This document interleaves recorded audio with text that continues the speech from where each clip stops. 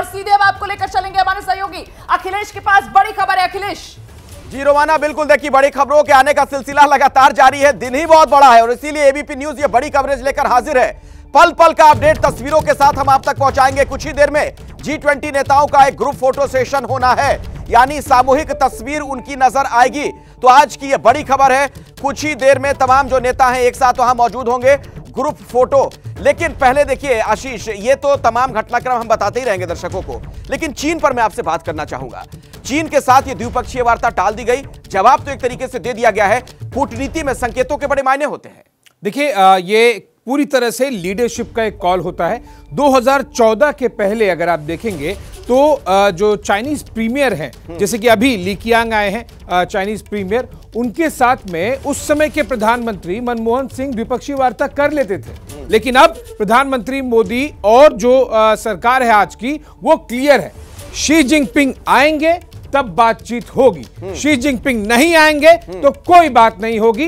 Multilateral forum है, हम host हैं, अतिथि देवो भव, पूरी तरह से प्रोटोकॉल का और जो प्रोसीजर होता है मल्टीलैटरल फोरम G20 जैसे का, वो हम पूरा करेंगे। लेकिन अगर बराबरी की बैठक नहीं होगी तो बराबरी की बातचीत भी नहीं होगी। मतलब G20 को असफल करने की जो मंशा चीन की नजर आ रही थी, उसका एक तरीके से करारा जवाब दे दिया गया। G20 को लेकर हमेशा से ही शी जिनपिंग और उसकी सरकार की तरफ से हमेशा से ही पिछले 1 सालों में कोशिश ये देखने मिली है कि किसी तरह से ये फेल हो या फिर उसकी शीन कम हो, किसी तरह से आउटकम कम हो। और अभी भी अगर आप देखेंगे तो केवल इकलौता जो देश है जो बड़ा रोड़ा अटका रहा है जॉइंट स्टेटमेंट में, जिसे दिल्ली डिक्लेरेशन कहते हैं, वो चीन है। चलिए खबर को आगे बढ़ाते हैं, इसी पर कुछ और विश्लेषण करेंगे। सीधे मैं आपको लिए चलता हूं रोमाना के पास। रोमाना, 2 खास मेहमान भी लगातार हमारे साथ बने हुए हैं। आलोक बंसल साहब हमारे साथ मौजूद है, संजीव श्रीवास्तव जी हमारे साथ मौजूद है। संजीव जी, मैं आपके पास आ रही हूं। पहले चीन कहीं ना कहीं अपनी रेलेवेंस को स्थापित करने की कोशिश में और भारत मुंह तोड़ जवाब देते हुए चीन को इररिलेवेंट बनाता हुआ साफ तौर पर दुनिया के सामने नजर आ रहा है। जी, देखिए, भारत का जवाब बहुत ही लाउड एंड क्लियर है, बहुत ही स्पष्ट है कि जब तक चाइना भारत के साथ बराबरी का व्यवहार नहीं करेगा, ये भारत चाइना को सम्मान नहीं देगा और चाइना को रिस्पॉन्ड करेगा। और जिस तरीके से चाइना ने इस G20 के महासम्मेलन से वहां के राष्ट्रपति ने अपनी दूरी बनाई है, उसके जवाब में जाहिर है कि भारत ने भी अब द्विपक्षीय बैठक न करने का फैसला किया है। और ये चाइना को एक करारा जवाब है, मैं ये कहूंगा।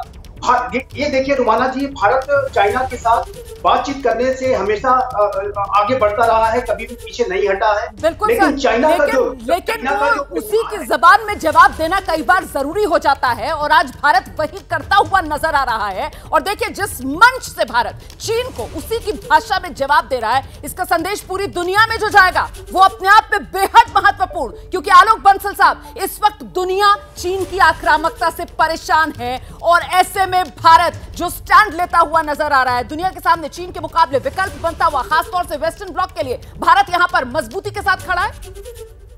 देखिए, इसमें कोई शक की बात नहीं है कि चीन जिस तरीके के आक्रामक रवैये दिखा रहा है, उससे दुनिया के अधिकांश राष्ट्र जो हैं ग्रसित हैं और दुखी हैं।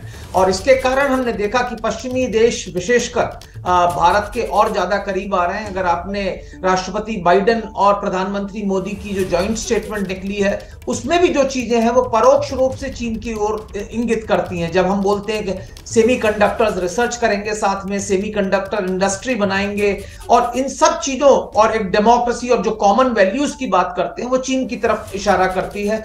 और चीन के राष्ट्रपति जो इस महासम्मेलन में पहली बार नहीं सम्मिलित हो रहे हैं, अभी तक उन्होंने कोई भी G20 समिट छोड़ी नहीं थी। क्या कारण है इसके ऊपर अभी तक खुला रवैया नहीं हुआ है। और ऐसे में जब उनके सिर्फ प्रधानमंत्री आ रहे हैं, जो कि वास्तव में उतने शक्तिशाली नहीं है जितने कि आमतौर से प्रधानमंत्री होते हैं, तो उनसे बातचीत और बायलैटरल करने का कोई मतलब नहीं है। और भारत ने यह साफ तौर से दिखला दिया कि जब कोई व्यक्ति जो डिसीजन लेने की स्थिति में ना हो, उसके साथ बातचीत करने में कोई फायदा नहीं है। पर हो सकता है कि जैसे जैसे कॉन्फ्रेंस चले, कोई अपॉर्चुनिटी मिले, तो हो सकता है कोई थोड़ी देर की बातचीत, जैसा कि अभी पहले कोई कह रहे थे कि विदेश मंत्री और एनएसए हमेशा प्रधानमंत्री के साथ हैं, क्योंकि कभी भी कोई छोटी सी बात कोई राष्ट्राध्यक्ष कह दे तो उसके बाद क्या रिस्पॉन्ड करना है। सर ये कोई मेहमान आम देश नहीं है, ये तो मामला चीन के साथ है ना, जो पूरी तरीके से पेचीदा हो चुका है। और संजीव जी, इसके पीछे चीन की वो चिढ़ एक बड़ी वजह है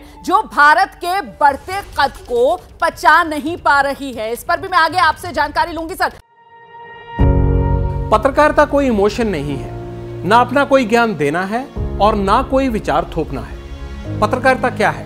पत्रकारिता का मतलब है सही जानकारी इकट्ठा करना और तथ्य बताना। पत्रकारिता आज जितने महत्वपूर्ण दौर में है, शायद पहले नहीं थी। इस दौर से निकलने के लिए सिर्फ सच दिखाने की जरूरत है, वो सच जो आपके हित को आगे रखे। इसलिए अब रात 9 बजे प्राइम टाइम नहीं होगा, ये आपका टाइम है। जगविंदर पटियाल के साथ देखिए पब्लिक इंटरेस्ट, सोमवार से शुक्रवार रात 9 बजे सिर्फ एबीपी न्यूज पर। एबीपी न्यूज आपको रखे आगे।